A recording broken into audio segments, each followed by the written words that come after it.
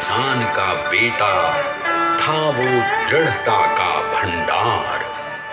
वल्लभ भाई पटेल नाम कहलाता था सरदार।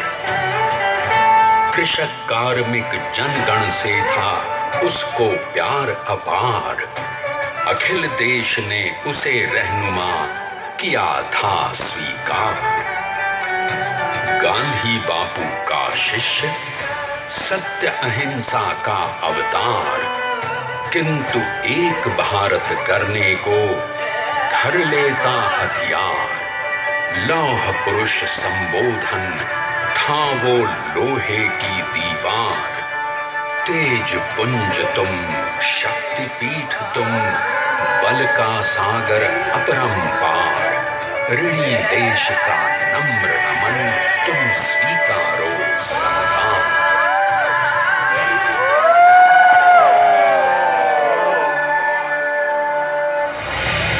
1857 में अंग्रेजों को ललकारने वाले पहले स्वतंत्रता संग्राम के एक सक्रिय सिपाही थे झवेर भाई पटेल। करमसद गांव के इस बहादुर देशभक्त किसान और उनकी पत्नी लाडबाई के 5 बेटों और एक बेटी में से चौथे पुत्र थे वल्लभ भाई। बालक वल्लभ ने करमसद के बाद नडियाद से अपनी हाई स्कूल की शिक्षा पूरी की। फिर 13 साल की उम्र में उनकी शादी भी हो गई छोटी सी झवेरबाई से।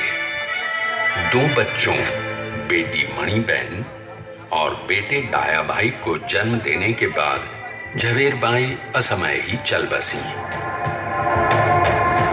सदी बदलने और 20वीं सदी आने पर उनका जीवन भी एक चमत्कार की तरह बदला। प्लीडर का इम्तिहान पास करके वो वकालत करने लगे। पहले गोधरा, फिर आणंद और उसके बाद अहमदाबाद में। मगर जल्द ही वकालत छोड़कर वो बैरिस्टर बनने की इच्छा से इंग्लैंड चले गए। लंदन में बैरिस्ट्री में अव्वल आने और वजीफा जीतने वाले वो अनोखे भारतीय थे। अब तो अहमदाबाद की वरिष्ठ अदालत में बैरिस्टर पटेल की जिरह और जीतों की धूम मच गई।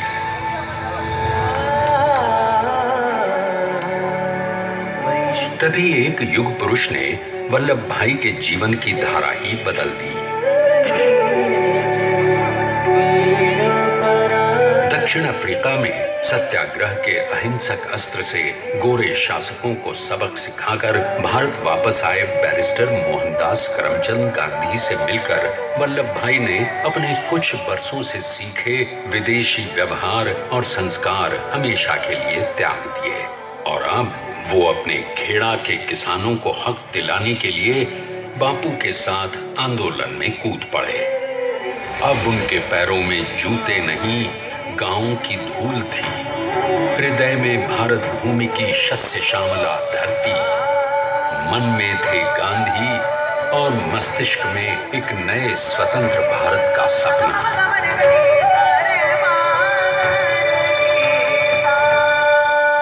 तभी बारडोली के मजबूर मजलूम किसानों की यातना का समाचार उनके पास पहुंचा। तुरंत वल्लभ भाई वहां पहुंचे और यूं शुरू हुआ भारत का सबसे बड़ा और सफल किसान आंदोलन बारडोली। वल्लभ भाई ने बारडोली के 87,000 किसानों को ऐसा अटल अडिग अचल मनोबल दिया कि अंग्रेजी सरकार हिल गई और 1 बरस के बाद उनका लगान माफ कर दिया गया। अब तो पूरे देश में लोग वल्लभ भाई के नाम की कस्में खाने लगे। स्वयं महात्मा गांधी ने कहा, अब वल्लभ भाई मेरे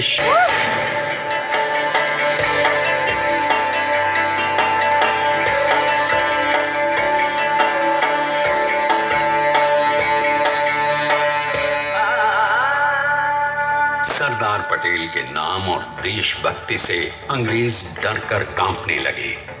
1930 के नमक सत्याग्रह और दांडी कूच में वो बापू से भी पहले गिरफ्तार किए गए। तो सन 1932 में फिर उन्हें बापू के साथ ही जेल में 2 सालों के लिए डाल दिया गया। मगर आजादी के दीवानों को, स्वतंत्रता के परवानों को कौन गिरफ्तार कर पाया है? जेल से छूटते ही सरदार को कांग्रेस के नए राष्ट्राध्यक्ष पद पर चुना गया और उनकी सरपरस्ती में राष्ट्रवादी भारतीयों ने तमाम ब्रिटिश सूबों में जीत हासिल कर वहां अपनी स्थानिक सरकारें बनाई। किंतु सरदार का सपना केवल सरकार बनाना नहीं था। उनका स्वप्न तो था एक ऐसे नए भारत का जहां हर रंग, हर रूप, हर जात, मजहब, तबके का हिंदुस्तानी एक साथ मिलकर एक ऐसा नया भारत बना सके जहां पूर्ण स्वराज के साथ सारे समाज को गरीबी, अशिक्षा, छुआछूत से भी आजादी मिल जाए।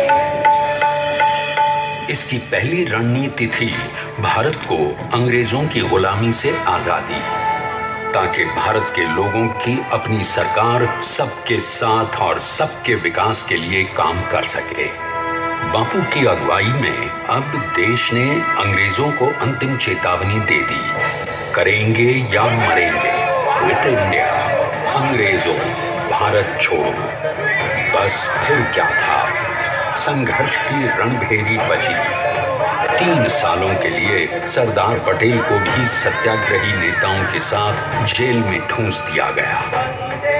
2 सालों के बाद अंग्रेजों को बापू के सभी शिष्यों और साथियों को छोड़ना पड़ा।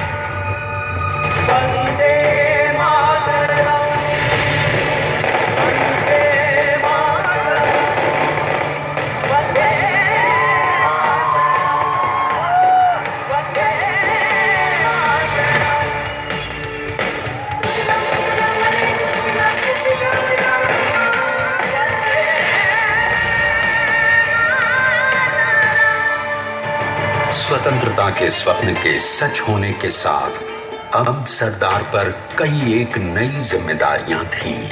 आने वाली आजादी की तैयारी और एक नए भारत के लिए नए लोकतांत्रिक संविधान की संरचना। जैसा उनके साथी ने खुद कहा था, सरदार ने ही छेनी हथौड़ी लेकर एक नए भारत को उकेरा है।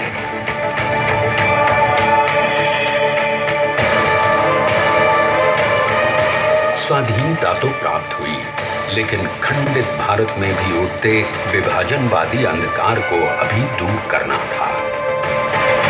जब देश के खंड खंड होने का भय उत्पन्न होने लगा, तो सरदार ने निर्भय होकर खुद अपनी केंद्र सरकार और साथियों को भी चुनौती दे डाली और जम्मू कश्मीर को बचाने के लिए सारे देश का आकाश वायुयानों से भर गया।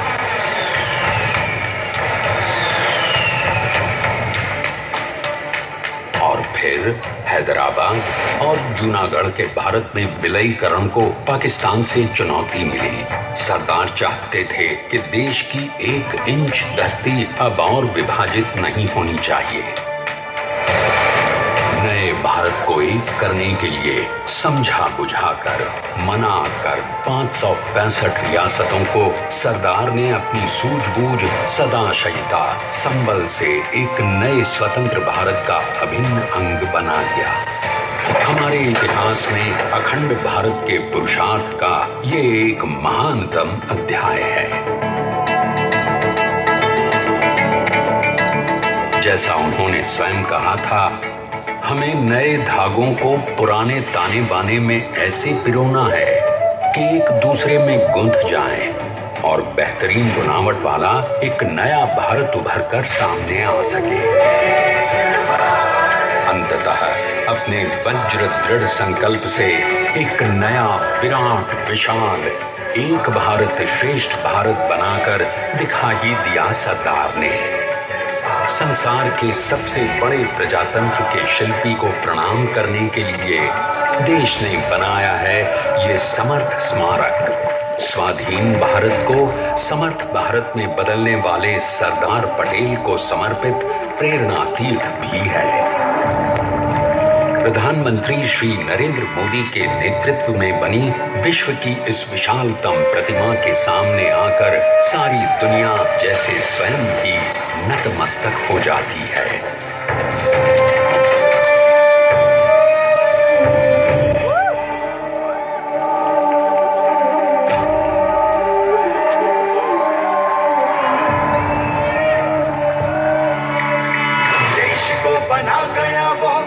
अटल,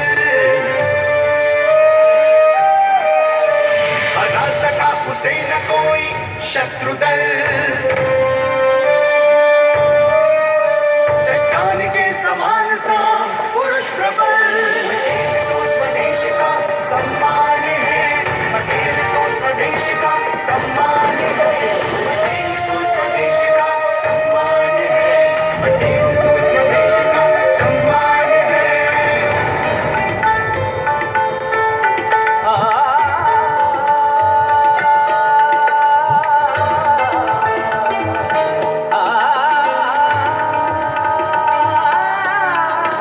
ऊंचाइयां आकाश को छुए हुए,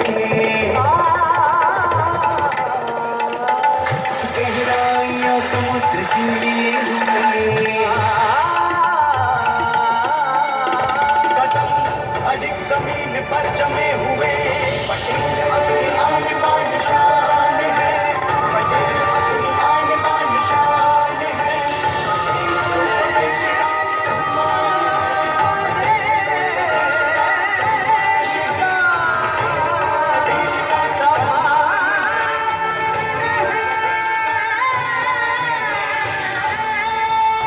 देखते हैं कि अपने लौह पुरुष को श्रद्धांजलि देती 182 मीटर ऊंची विश्व की सबसे विशालकाय प्रतिमा का निर्माण कैसे हुआ।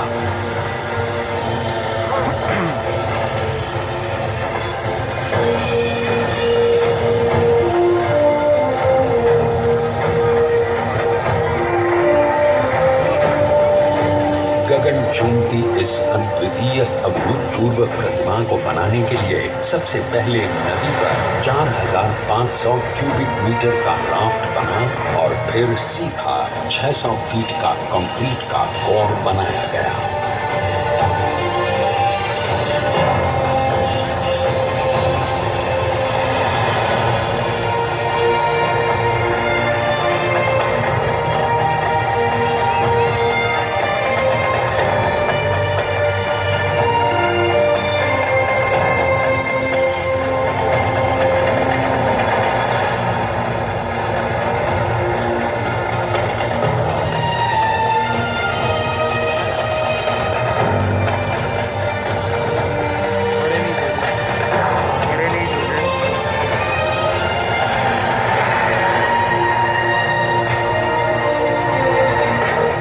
इस कंक्रीट कोर के साथ लगाया गया स्टील का फ्रेमवर्क।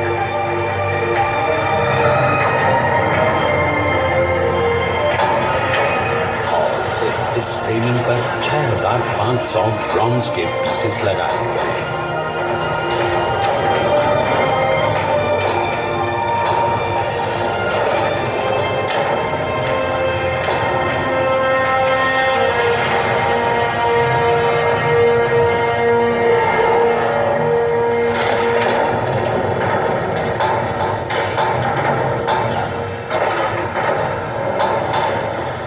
सोचिए कि 182 मीटर ऊंचे इस भव्याति भव्य स्मारक के निर्माण में कितना सामान और मेहनत लगी होगी।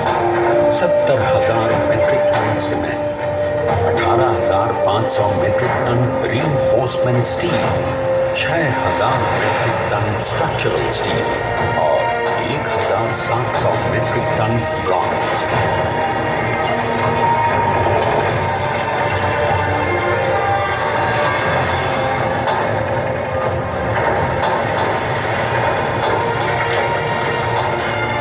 स्टैच्यू ऑफ यूनिटी आज एक वर्ल्ड आइकॉन है और इसे मुमकिन बनाने में एक सेकंड भी ब्रेक लिए बिना देश भर की टीम्स ने 24/7 काम किया। 250 से ज्यादा इंजीनियर्स, 4,500 से ज्यादा स्किल्ड फोर्स और कई लाख मानव दिन।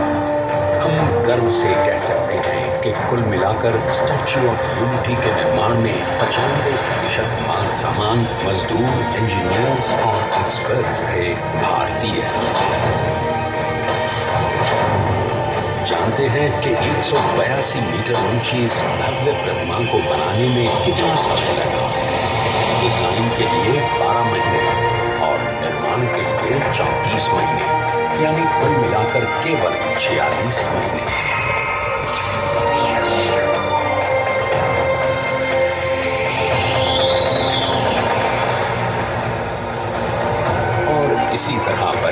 देश के शिल्पकार की एक अनोखी, अद्वितीय, विशाल प्रतिमा जो सिर्फ आज ही नहीं बल्कि आने वाले न जाने कितने सालों तक यूं ही चमचमाती रहेगी।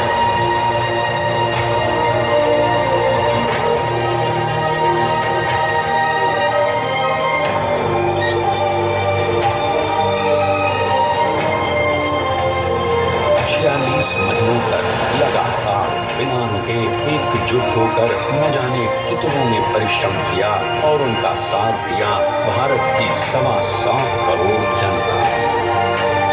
और तभी मुमकिन हो पाया एक ऐतिहासिक निर्माण जो आज कहलाता है भारत की नई पहचान। स्टैच्यू ऑफ यूनिटी, विश्व की सबसे ऊंची प्रतिमा।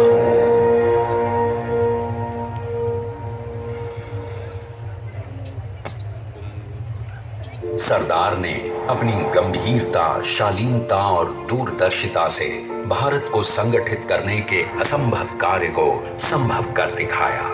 आइए आज हम सब उन्हीं की महिमा में विश्व के सामने एक उदाहरण रखें, क्योंकि ये ही भारत को श्रेष्ठता के मार्ग पर ले जाएगा। हमारा कर्तव्य ये है कि हमें निश्चय कर लेना चाहिए कि हमें हिंदुस्तान में जितने लोग हैं सबको मिल के भाई भाई की तरह के रहना है। स्टैच्यू ऑफ यूनिटी एकता की प्रतिमा और श्रेष्ठता का प्रतिबिंब है।